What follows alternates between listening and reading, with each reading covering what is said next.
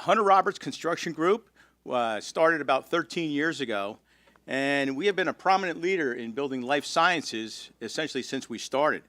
We successfully completed a number of the projects that were mentioned here: Biobat, the New York Genome Center, and most recently the New York Stem Cell. We've also done extensive healthcare and laboratories throughout for just about every institution in New York City. We're really looking forward to this pretty awesome session with these entrepreneurs. If anybody knows a little background, we've heard some discussions early on about the different groups. Now, this fine group that we have made up here pretty much all started as startups in the incubator section here. And now they're established companies and established firms. So there's going to be some great insight as to how they are. So if the panelists would want to take the time now to introduce yourselves. Great, thanks. Can you hear me? Great. Janelle Anderson. I'm an entrepreneur in residence at Versant Ventures here in New York. Our office is in Chelsea. We start biotech companies, and I can rattle through those in a minute if you like. My background is that I'm a PhD chemist turned management consultant turned venture capitalist with a big stint in pharma in the middle of some of that. I've been with Versant about 9 months, and we're a global firm with $2.3 billion under management and offices in San Francisco, New York, Basel, and a couple of other places around the world. Hey everyone, my name is Blake Adair. I'm the Chief of Staff at Epibone. We are a biotechnology company that's based out of Brooklyn, and our focus is a more regenerative medicine focus and looking to create new products for the orthopedic market. So in that space, we're looking to make living, autologous, and personalized bone grafts and cartilage grafts for skeletal repair. Hi, Will Canine, co-founder of Opentrons. We make robots that biologists use to run experiments. I don't know how many of you all have seen biotech going, but it involves a lot of pipetting. And you're either running your experiments by hand or you have like a $100,000 robot to do it for you. Our robots are $4,000. We're a Y Combinator, Coastal Venture-backed startup, 35 people in Dumbo, 20 people in Shenzhen, China. And we've been doubling every 6 months since we got started, and we're about to outgrow our current space. And we were one of your first customers. Indeed. Hi, I'm Andras Forgacs, co-founder and CEO of Meadow. We're a company that's focused on making the next generation of biologically advanced materials for consumers. Our inspiration is leather. As many of you may know, leather is made of a protein. Its main biological ingredient is a protein called collagen. And we figured out a way to make collagen without requiring animals. And to be able to assemble this collagen in a whole range of material properties that give us incredible control over design, performance, and functionality. So if you think about it, we are integrating the capabilities of companies like Genentech with companies like Gore-Tex to create the materials that we make for customers like Gucci, right? Now, those are not specific companies that we're working with, but just to give you a reference on what we do. We were founded 6 years ago. We've raised over $60 million to date. We've got 75 people working in the company. We moved to New York 3 years ago, almost 4 years ago, because in the early days we started in the Bay Area and we had labs in the Midwest. And for the kind of thing we do, which is about bringing biology, engineering together with design in the service of consumers, New York is really the center in the world for this, right? So we moved to New York for that reason. And we moved specifically to Brooklyn. We were one of the very first startup New York companies. We were based in Biobat at the time. And that was with 7 people when we made that move. And now that we're at 75, we outgrew that location. So last year, we actually had to expand. And we're now the very first company that moved onto Roche's former headquarters in Nutley, New Jersey. So that's where our main campus is, but we still preserved a Brooklyn location. So now we're in the Navy Yard, and that's where we have a design and applied research studio as part of New Lab. So happy to talk about real estate because that was a big factor in a lot of our growth planning as a company. Well, I think that's a great place to start, right? Since this is a real estate symposium. So the questions I have, so as startups, your initial requirements for both commercial and manufacturing space, your needs, are very different than where they are today. You think about the future, we've heard a lot about how the future is expanding here. It could be exponentially, right? So with that, what do you predict your needs are? What do you see as the needs for your future? So at Versant, we will, in the New York area, will plan to continue to build about a company a year and do that from scratch. Now, we always ask ourselves, aside from the space needs that we need, which are very modest and only office, we always ask ourselves, what do we need now? What are we growing to? And what type of space is it? We've had a New York presence for about 3 years, and we have 4 companies in that time with a presence here. And they're actually a very interesting mix of smaller amounts of lab space needed, larger amounts of lab space needed, and those are both in the Alexandria, for example. We have a smaller company in Launch Labs, which is more nascent. We have one where the whole entire C-suite is here, but the R&D scientists are elsewhere in a different geography. And that works really well also.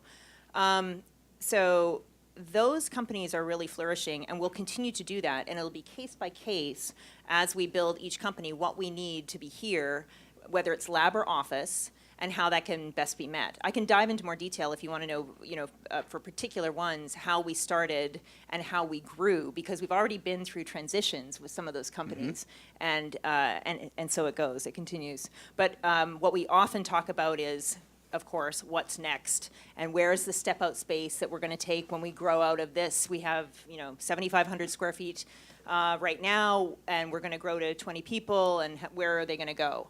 And so this is always a topic of discussion, is always on our mind.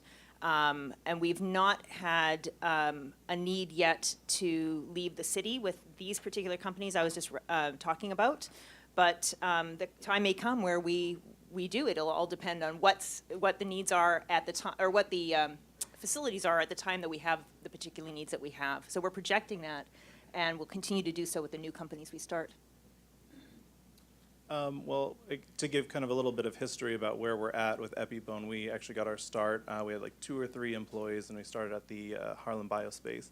But that quickly became too small for us to work out of, and so we moved to the SUNY Downstate Incubator. So at the current moment, we have about 20 people and about 6,000 square feet. And so in the next 2 to 3 years, we're looking to move into a space that's about 15 to 20,000 square feet.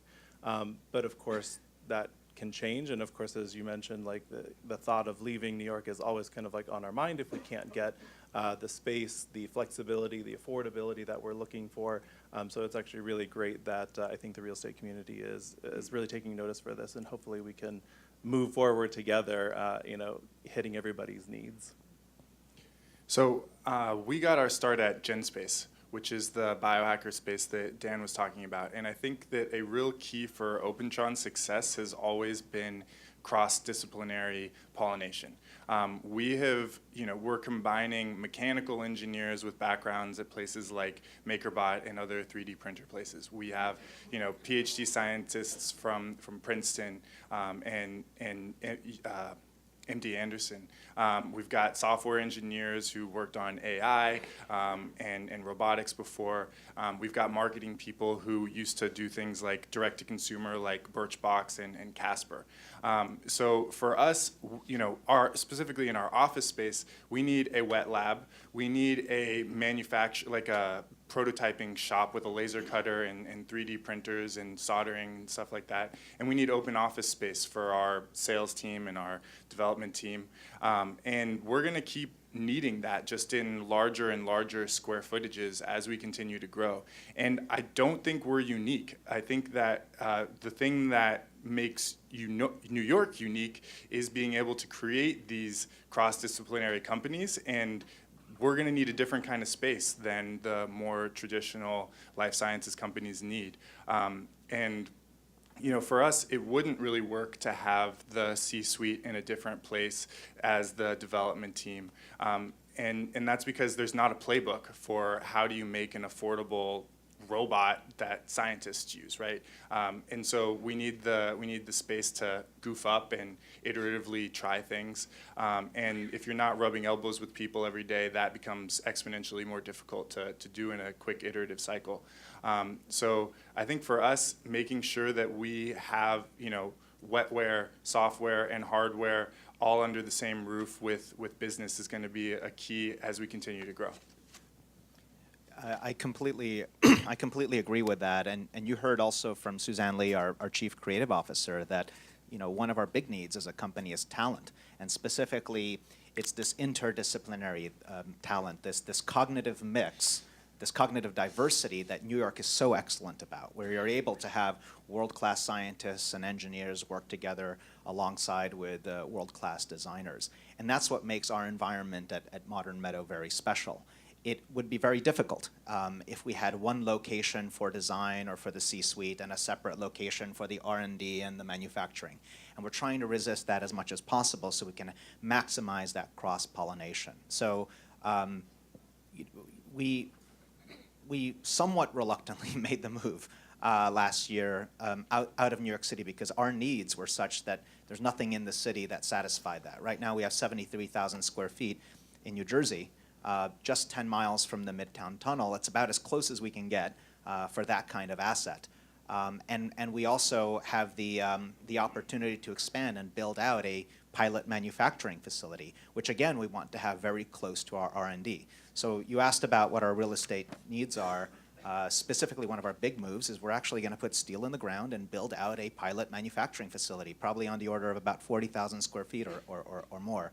And that was a huge, complicated search and lease negotiation. And shout out to Bill Hartman at Cushman and Wakefield, who was patient with us in that process. I mean, what we literally did is we looked at where we were in the Brooklyn Army Terminal, and we drew a kind of a 1-hour radius around our current location and said, okay, where are all the dots of the facilities that could satisfy our needs, where we could accommodate our 70 employees and accommodate growth, for the next 200 that we're hiring? And where is the talent?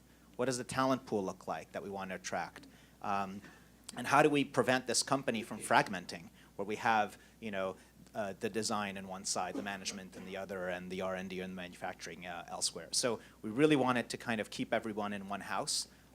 We didn't want the wheels on the bus to come off with people feeling like their lifestyle or their commute is being altered too dramatically. And we're very fortunate to land where we did. But I would say we are incredibly committed to New York City. We moved here for a reason. We're incredibly committed to our presence in Brooklyn, in the Navy Yard. In fact, we're building out that space and turning it into a design, an applied research studio. For us, our identity being a hybrid kind of Brooklyn, New Jersey company is an important part of our story and our experience. You get access to tremendous talent by being in the city, and you also get access to tremendous talent sometimes by being just across the river. Ideally, it shouldn't be that kind of choice, but we have to go to where the talent is and where the space is. So, Andras, we talked a little earlier. As I mentioned, Hunt and Roberts were only 13 years old, so at one time we were a startup, and we did feel it. But, as a startup, you're constantly challenged with costs, right? So how does the costs relate to all of your businesses, both starting up and now where you're full-fledged companies, but still looking at all the growth? Yeah, I mean, it was not a cost decision alone, let's say, right, that led us to Nutley, New Jersey. Although this campus is amazing, right? Roche spared no expense in building it out. The building that we moved into happens to be the original Roche Institute of Molecular Biology building. That's kind of like saying Bell Labs, right, in the biotech industry. And it's newly renovated. Roche put $90 million into that building 4 or 5 years ago and barely occupied it before they sold the campus. So we feel very fortunate to be there next to a medical school that's opening. But look, it's inescapable that we are paying probably a fraction of what we would pay if we were looking for space in Manhattan. And because of this, the square footage needs that we have, because we're a manufacturer, we are looking to ultimately have over 100,000 square feet, and that just becomes very difficult. Let's say we were to commit to, in an alternative scenario, if we had stayed, let's say, in Brooklyn, and if we had built out our space in Industry City or somewhere else, and fast forward 5 years from now, we're really successful and we need another 40,000 square feet. One of my fears was, gosh, what happens if a certain cluster gets really built out to capacity and then we realize we need to double? And then it becomes a real challenge about how do you assemble that patchwork of available real estate, or how do you contend with higher real estate costs to really build out your, the capacity that you would need. We don't have that challenge now. We have room to grow. And then another factor, look, this is not decisive, but you have to put it into the mix, is incentives. New York State was very generous with us. We're still a startup New York company. New York worked really hard to keep our growth in the state. But New Jersey also worked very hard for that, and they have a very good program called Grow New Jersey, and we were the generous recipient of tax credits, $32 million worth of tax credits to move into this facility. So cost is a part of the equation. Now you have to realize, ultimately, this is about R&D. It's about small-scale production in the interest of development, scale up. It's not about at-scale manufacturing. For us, you don't do that. You don't do world-scale manufacturing 10 miles from New York City. You do that, you're there for the talent, for the R&D, for the innovation, for really developing the manufacturing process of the future. But at world scale, when we are actually shipping, our materials by the hundreds of thousands or millions of square feet, that is probably something that we would do to be more integrated with the supply chains of our partners, with the companies that we serve, whether it's in fashion, luxury, sport, automotive, what have you. And that'll be a global question. So I think the way that I would frame the question about startups and costs, you've heard hopefully the lean startup concept, especially as it applies to software. And we're starting to see, believe it or not, lean biotech startups. And that is because of spaces like GenSpace, where you can pay $200 a month and get access to the life science equipment that you need. It's also because of places like IndieBio and Y Combinator that will invest in idea stage companies and give you lab space to see if your idea even works or not. And I think that, you hear about the garage startups in software. Can't really do a garage startup in biotech. You need a GenSpace or some kind of lab facility to use. And I think that, all the ideas that turn into big multi-billion-dollar companies sounded crazy when they got started. And if you don't have the infrastructure for people with $0 in their pocket to try out an idea, you won't see those big companies that really cross boundaries in biotech. So I think that keeping costs very, very low for very early stage companies is an essential part of the innovation ecosystem, and we need to see it move into the life sciences in the same way that it's now pervasive in software. I guess I would just piggyback on what you guys have said about needing to run a lean startup. It is actually very pivotally important, especially for a company like ours. Just because the nature of life sciences, that is very capital intensive, it has very lengthy times to market, or at least in our case it does. So that really requires us to stretch our investor dollars, and that means taking advantage of those tax credits. It means applying for grants from the NIH, the Department of Defense, anyone who will give us free money, basically. So really making sure we're taking advantage of that, and that requires a lot of time, effort, capability to do that. So like you guys mentioned, just keeping your rent costs very low is huge for us, and we are kind of in a weird space right now where we have been taking advantage of that, and we are in a place that is actually very affordable. However, the distance of where we're at from the city center has kind of affected us in several different ways, and so we are seeing the effect of that and are now actively considering moving back into the city. That even though it would increase our rents, will definitely increase our ability to network. Right, but ultimately your most expensive part of your cost equation is your talent. right? So your ability to acquire the best talent and to retain the best talent and to get the most efficiency out of your talent, is a part of the math, right? So it can't just be about lowest cost real estate at all cost. But if you can get both, obviously, that's the magic. Right. Absolutely, and you would actually think, and to your point, I think that it could be a problem for us later on. So right now, it hasn't been a problem for us getting the talent that we need, even though we're kind of in a remote location. But as we look for more specialized talent, we're going to be looking to New Jersey. We're going to be looking to different areas of the city, which could make that a little bit more difficult. So right now, where we feel that distance is definitely in being a part of the life science community and being able to develop the investor relationships that we're looking to have. But talent is definitely an important part of that. Janelle, so you're a scientist now and also on the venture capital side. So I'm sure you do a lot of coaching, planning, and predicting for your clients and customers here. So what's your perspective on this? Right, well, I think that it's important to highlight that this panel is a really interesting cross-section of life sciences, right? And actually, we have very different needs in some ways. Mm-hmm. So it's true, I'm sitting on the venture capital side, but we have dozens of portfolio companies at Versant Ventures, but in particular in New York, I highlighted 4 of them. And they themselves have different needs, as I was saying. But even up here, you mentioned talent, Andras, and that's very true. Real estate will, as we all know, will take a big chunk out of your venture-backed dollars, which you want to go as far as possible. But I think on this side of the panel, we're on the side of the spectrum where once you get into the clinic, because we're trying to make drugs and internal devices, I guess. I don't know how you're exactly classified at Epibone, but those take incredible amounts of capital to get through trials, as well as time and so forth.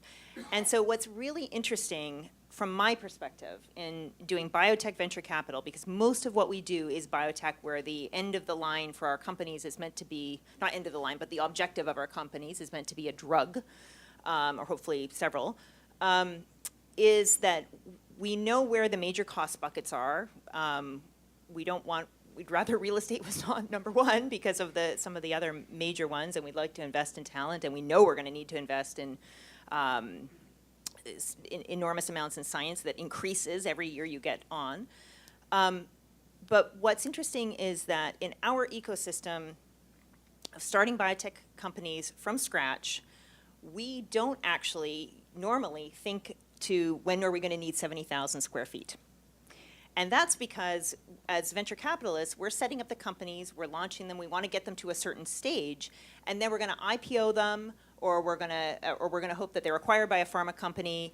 Those are the usual paths to liquidation for us, for the company. And so at that point, that company is, like, you think of it as you have a child and you send the child off to college, and now they're on their own. And that company can go wherever they need to go and do whatever they need to do. They're self-encapsulated, if you will. Well, they're under our care as an investor and the founder, in some cases, of our companies. We only have to think a certain distance ahead, and it rarely includes we're going to build our own manufacturing plant.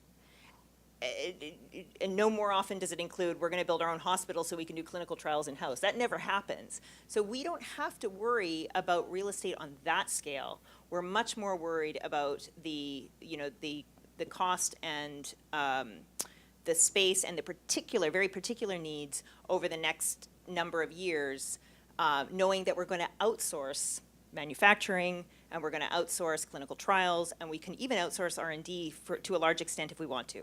And Janelle, it's a really good point because you guys are on the therapeutic side of the panel here, and so for you, it's incredibly important to be near academic medical centers, to be in certain clusters within the city that are actually very, very strong and very unique. We're on the more of the industrial side of the equation, and for us, we are makers, right? We're kind of companies that are. For us, space is important, the ability to scale manufacturing is important, and there are certain parts of our technology stack that we can outsource, right? So part of our business is based on fermentation, right, where we grow microorganisms to produce the collagen. That we don't need to build. There's lots of fermentation capacity around the world. We can partner on that. But our big innovation is a manufacturing innovation, right? And we can't go out to a toller and simply say, hey, we've come up with a manufacturing innovation, because that technology, that manufacturing technology, does not exist at scale in the world. We're inventing it. So we need to be able to practice that at a small scale. We need to be able to refine it and bring that innovation to the world. And so, as part of that equation, talent and the real estate is an important calculus. It's different than how you would run a therapeutic company, but I think one of the really important things about New York, and I can't stress this enough, and you've heard this in earlier panels, is that the magic of this city is not just a medical, right? This is certainly a unique city in terms of what you can do medically here because of the populations that are here, because of the academic medical centers that are here.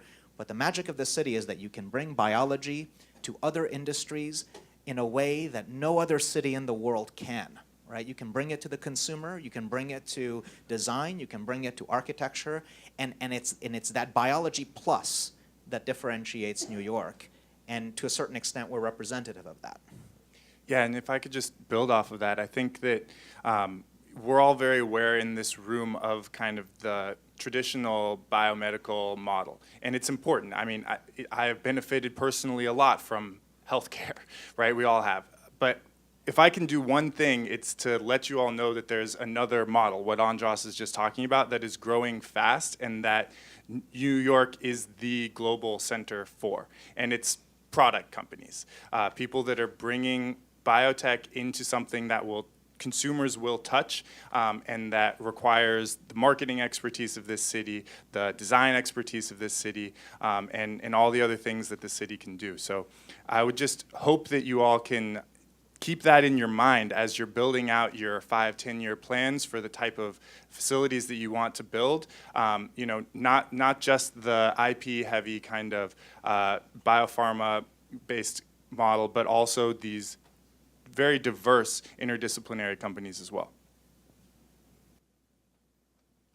Good. Well, let's talk about something a little fun here now. So we heard, not that that's not fun. Part of the keys to the location, the talent, the expansion, the startups, was also live, work, play. So if you were to advise our real estate community here, what is the ideal live, work, play building, complex? What do you see? From a biotech perspective, well, look, we're sitting in New York. There's plenty to do for play, right? You don't have to get on the subway and you can probably walk. But from a biotech perspective,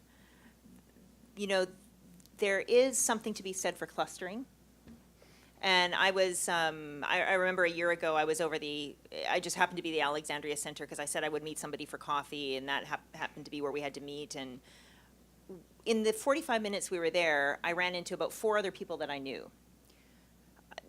There are many names for this, scientific studies and so forth, to prove that these random interactions are very, very important. But I do think that is one thing that is, I don't know how you achieve it in New York, because we have to be where we have to be in terms of lab space.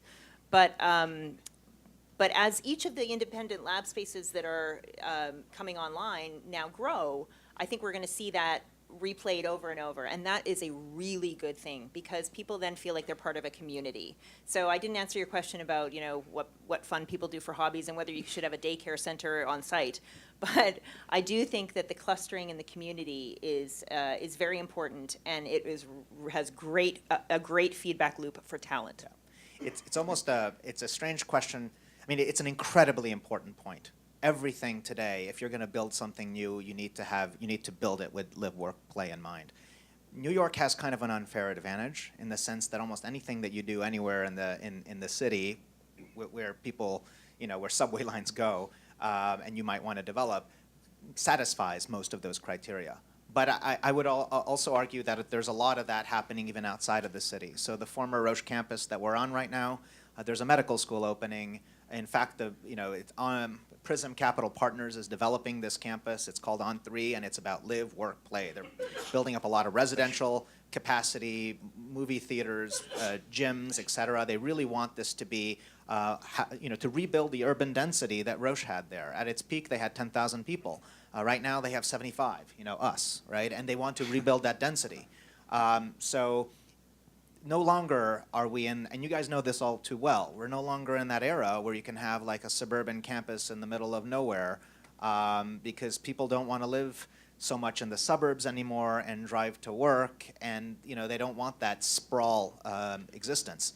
People want to live on the waterfront. They want to live in high density. They want to be able to walk to work. They want to be able to jump on a city bike, that's what they want. And whether it's relatively, New York lends itself to that very well. Brooklyn, other boroughs, Long Island City lend itself to it very well. But wherever you build, I don't think these days you can kind of build suburban sprawl anymore. And as the hoodie-wearing millennial on the panel, I might have a unique perspective on this. But I think that my generation really doesn't see live, work, and play as separate categories, both for economic reasons and because that we're always on, always connected. That's sort of how we've grown to live. And I think especially in startups, you are told to hire your friends, right? You create a corporate culture based on the place that you want to exist and live. So I think that that's an important thing to keep in mind, is how people's perspective on that is shifting generationally. I also want to say that places like GenSpace are places where you live, work, and play. Like you don't live at GenSpace, but you do spend a lot of time there, and you don't go there because you're like, oh, I'm gonna go raise investor dollars, and so I need to do this proof of concept at GenSpace, at least not initially. You go because you're like, what is DNA, and how can I do something cool with it, and I wanna make this bacteria glow because that sounds fun. And then you start a robot company because you're tired of pipetting. So I think that play is also crucial part of the innovation ecosystem, and making it so that people can play with biotech is a really important thing going forward. I would actually, Janelle brought up a really good point that I was just speaking with to Alessio from CBRE, who has been our wonderful partners in real estate, if I can give them a little plug. Not to glaze over the live, work, play part, but the clustering is really super important. It's something that we've really recognized. Last week I was in San Francisco for some investor meetings, and then Boston prior to that, and realizing that we don't really have those random interactions where we run into people and we can talk about where we're at and bounce off people's experiences. Because, let's face it, everyone in the life science industry knows that half of the work is doing the actual science, and the other half is convincing people that it matters. And if you can't have those random interactions with the people that you want it to matter to, you're never really, it's tougher to get off the ground. And if I might, I know we don't have much time left, but can I just say one other thing about clustering? I've been very nonchalant up here about how things are in the life sciences biotech industry in New York City. But this would have been a completely different conversation 5 years ago, and I just wanted to be explicit about that. We are in the middle of a trend. There's no question, everybody suspects a hockey stick projection, but in the last, I was making some notes on the way, and I counted 1, 2, 3, 4, 5, 6, 7, 8, 9, 10, 11, 12, 13, 14, 15 biotechs that I know of off the top of my head who have raised substantial amounts of money, are doing really interesting things, have either IPO'd or are raising for their Series B right now, or we've started, or that's for them. And that was not true 5 years ago. In fact, it probably wasn't even true 3 years ago. So those are just ones from the last 3 years. Yeah. To underscore that, Janelle, Modern Meadow is my second biotech company. Before this, I founded Organovo. 2 of the 4 founders of Organovo were New York City based back in 2008 when we started the company. We ended up getting the company going in San Diego in 2008. We looked at space in New York. It just wasn't available back in 2008. And Organovo, for those of you who don't know, was the company that pioneered the 3D printing of human tissue. It went public. At one point, it had $1 billion market cap. It employs, over 130 people in space that, Alexandria built out for it in La Jolla. If that story were to happen again, today, I would hope, and I believe, right, that that company could make a go of it today, and New York would, it would be one of those companies that it really lends itself to the Northeast and New York in particular. So do we have any questions for this great panel we've had here?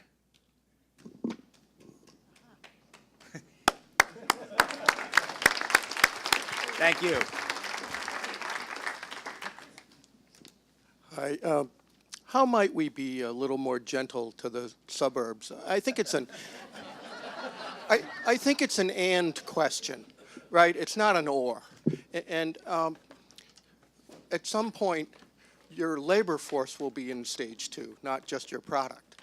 And how are you going to accommodate them? I have 2 millennials who, you know, Don't own cars. who gave back the old Volvo station wagon we gave them, right? But they're now thinking families and education and school systems and open space, and so I don't think it's an or, right? I think it's an and I think there's lots of live, work, play opportunities in the, you know, in the, not necessarily just the suburbs, but it's the surbs, right? That's what we call them, in the edge cities, the old edge cities. So can you comment on, you know, particularly Well, you, we're an you're in that example of boat. Yeah, I mean, look, when I say, you know, I'm not at all anti-suburbs. It's just that if you're going to do a new development right now, it behooves you to think of it as a cluster wherever it is, right? And on 3 campus, Roche's former headquarters, is exactly that, right? It's going to be, within the next 5 years, it's going to rebuild the density that it had. It's going to have thousands of people there. There's going to be, like, hopefully bike sharing on campus. There's going to be, you know, express transit back, you know, to the city. It's just that, and I fully agree with you that wherever it is that you're building out something, it should accommodate a diversity of lifestyles. That's the best you can hope for, because not everybody wants to live in the luxury condo, not everybody wants to live in the loft in a, you know, converted warehouse. Some people might want to have a yard, some people might want to be more exurban, right? But to be able to accommodate that diversity, and that's been a strength of New York. You know, lots of people commute in daily. And what's happening is, for the kinds of businesses that we're starting, wherever it is that you build, you should accommodate that as a cluster, and hopefully, you know, allow for a diversity of lifestyles. And if somebody wants to show up in their pajamas to work in the morning because they got out of bed and walked to work, you know, that can happen. Hopefully, not just in Manhattan. That can happen in Brooklyn and Long Island City. That can happen outside of the city in the near future. I grew up in Palo Alto, which is a suburban place that now Google, Facebook, everybody buses people from San Francisco who are my age to Palo Alto every day, right? So I think that there's going to be a lot of interesting transitions in terms of where people want to live and how they get to work. I mean, we're thinking about it the same way you're thinking about it too. It may have just sounded, the way that it come off the framework was a little bit and/or, but it was real. It really is something that we are considering. So if, you know, we can get amazing space near Penn Station where people from New Jersey and upstate can get to, investors visiting from out of town can get to us from the airport quickly. I mean, those are all very big wins for us if we can get locality that is reachable and accessible by many different areas. All right, thank you very much.